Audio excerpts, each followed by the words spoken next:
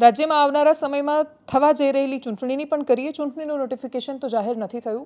ચૂંટણી ક્યારે કરાવશે ચૂંટણી પંચ એ પણ નથી ખબર. પણ વિસાવદરમાં ચૂંટણી આવવાની છે એ વાત નક્કી થઈ ગઈ છે. કડીમાં પણ ચૂંટણી આવશે અને જ્યારે વિસાવદરમાં ચૂંટણી આવશે તો આમ આદમી પાર્ટીએ તો પોતાના ઉમેદવારનું નામ ગોપાલ ઇટાલિયાનું નામ પણ જાહેર કરી દીધું. જો આ મુદ્દો એ સમયે જ્યારે એક સાથે બધા બાયપોલ હતા ત્યારે ન અટવાયો હોત તો વિસાવદરમાં ત્યારે એ ચૂંટણીનું આયોજન થઈ જતું. પણ ભારતીય જનતા પાર્ટીના જ બે નેતાઓ ભૂપત ભાયાણી અને હર્ષદ રીબડિયા બંને એકબીજાની સામે, એટલે હર્ષદ રીબડિયા એવી ફરિયાદ કરે કે ખોટી રીતે ચૂંટાઈને આવ્યા છે ભૂપત ભાયાણી તો રિઝાઇન કરી દે ભાજપમાં જઈને. એટલે એવું અટપટું પોલિટિક્સ રહ્યું છે.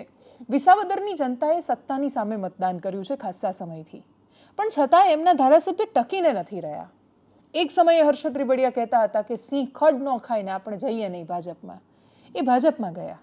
હવે એ ભાજપમાં ગયા ને એ બહુ ખરાબ છે એમ કરીને ભૂપત ભાયાણી આવ્યા, એ ભાજપમાં જતા રહ્યા.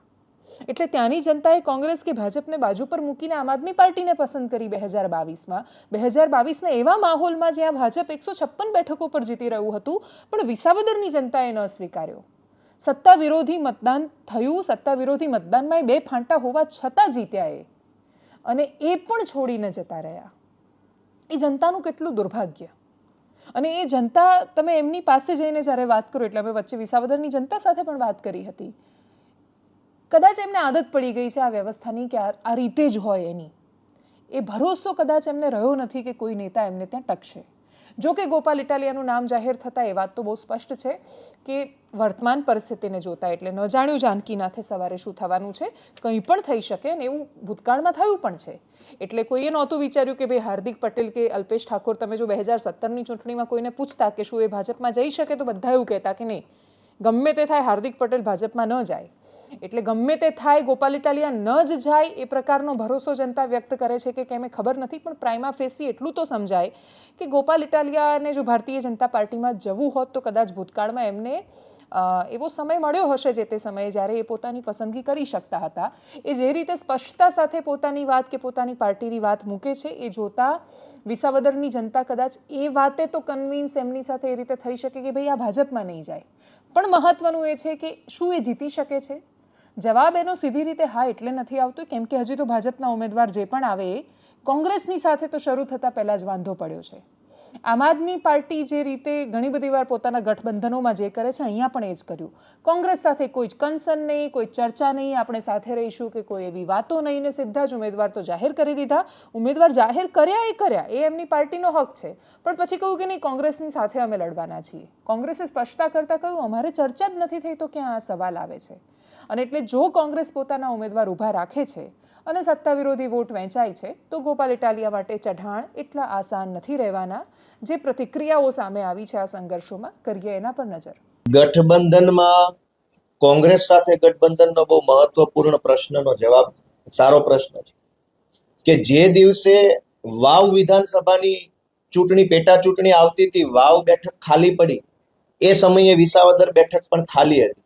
અને એ સમયે આમ આદમી પાર્ટી અને કોંગ્રેસ વચ્ચે નક્કી થયેલું, બેઠક થયેલી, ફાઇનલ થયેલું કે વાવ વિધાનસભાની ચૂંટણી કોંગ્રેસ લડશે, ત્યાં આમ આદમી પાર્ટીને ઉમેદવાર રાખે, અને વિસાવદરની ચૂંટણી જ્યારે આવશે ત્યારે આમ આદમી પાર્ટી લડશે, કોંગ્રેસ ઉમેદવાર ઊભો નહીં રાખે. આવી વાત એ સમયે થયેલી.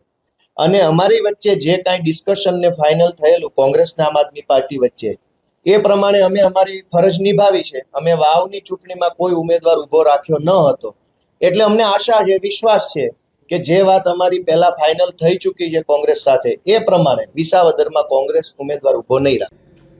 ગુજરાતમાં વિસાવદર વિધાનસભાની પેટા ચૂંટણી લાંબા સમયથી અટકાઈને પડી હતી, હજી સુધી જાહેર નથી થઈ. ત્યાં એક તરફી રીતે પોતાને અનુકૂળતા પ્રમાણે ઉમેદવારની આપે જાહેરાત કરી છે.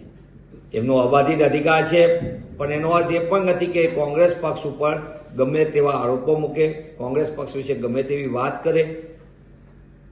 વાતચીત વિના એકતરફી જાહેરાત કરવી અને બીજી બાજુ ભાષાની મર્યાદા વિના કોંગ્રેસ ઉપર આરોપનામા મૂકવા, સહયોગ લેવો છે, અને પાછું બીજી બાજુ કોંગ્રેસ ઉપર ગમે એવું આરોપે મૂકવા છે.